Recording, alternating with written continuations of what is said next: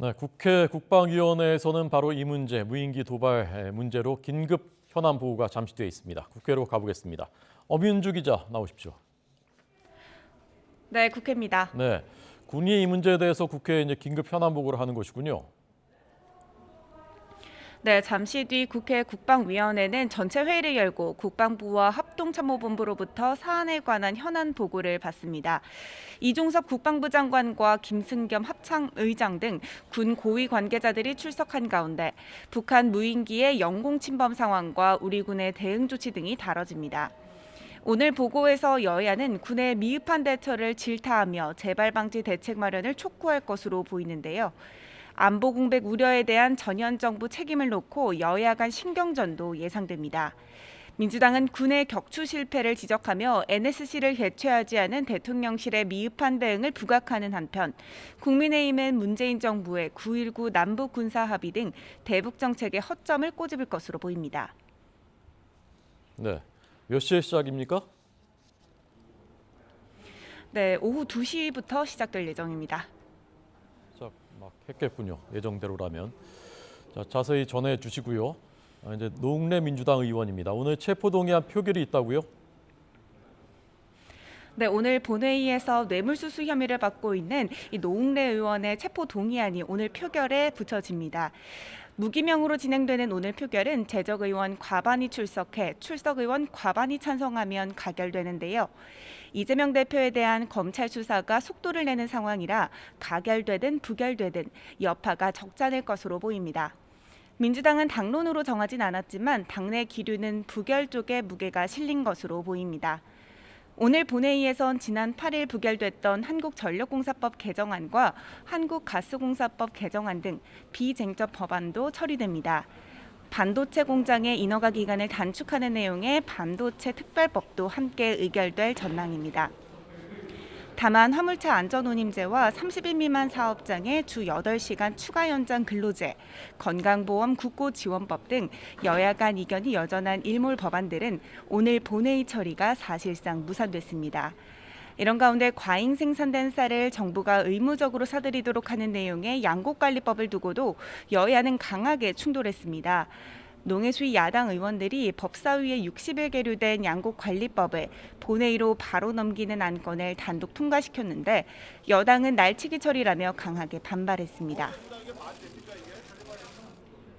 양곡관리법 일부 개정 법률안 대안에 대한 본회의의 부의 요구의 건은 가결되었음을 선포합니다.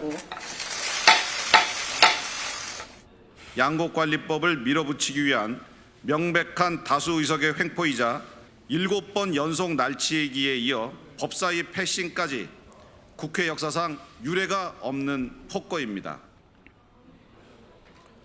네, 오늘 여야 각 당 내부적으로는 어떻게 움직이고 있습니까?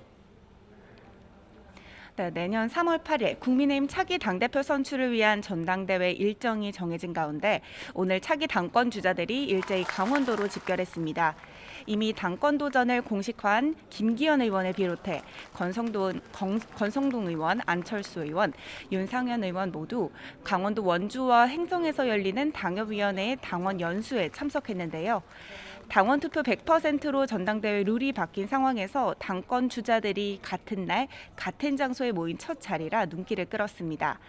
당원 표심을 끌어안기 위해 어떤 발언들을 했는지 짧게 들어보시죠. 누가 돼야 되냐?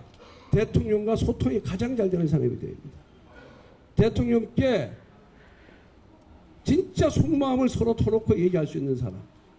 아니 그 이상한 그 사람들이 막 자꾸 대통령 밖으로 공개하는 것, 그런 사람들이 대표가 되겠다 그러면 그 당 망하는 겁니다. 다음에 뭐 저기 대선 나가보겠다 그래 되기 시작하면 자기 사람을 나중에 넣으려고 그럴 거 아닙니까? 이번 당대표는 단 한 가지만 보시면 됩니다. 과연 이 사람이 우리가 일당이되게 만들어줄 수 있는 사람인가? 자유민주주의 이념에 가장 투철한 대한민국의 걸 지킬 수 있고 윤석열 정부를 지킬 수 있는 그런 정당을 만들어야 되겠다. 반면 민주당 지도부는 이틀째 텃밭인 호남 일정을 이어갑니다. 검찰 소환 통보 당일이기도 한 오늘 민주당 이재명 대표는 출석 대신 민생 행보에 집중하고 있는데요. 특히 광주에서의 마지막 일정으로 검찰에 정면으로 반박하는 규탄 연설회를 진행했는데 들어보시죠. 내 편은 있는 죄도 덮고 미운 놈은 없는 죄도 만들어서 탈탈 털어보다가 없으면은 먼지가 없으면 먼지를 만들어서라도 반드시 제거하겠다. 이게 국민이 맡긴 권력을 행사하는 공직자의 합당한 태도입니까, 여러분? 이재명을 죽인다고 그들의 무능과 무책임함이 가려지겠습니까, 여러분? 하지만 여전히 당내 비명계 중심으로는 이 대표의 사법 리스크가 당 지지율 위기로 확산할 경우 탈당 요구 목소리가 나올 수 있다는 지적도 잇따르고 있습니다. 이외에도 박영선 전 중소벤처기업부 장관은 한 라디오에 나와 이 대표를 겨냥해 잘못된 게 있으면 사과도 할 필요가 있다고 직격했습니다. 지금까지 국회에서 전해드렸습니다.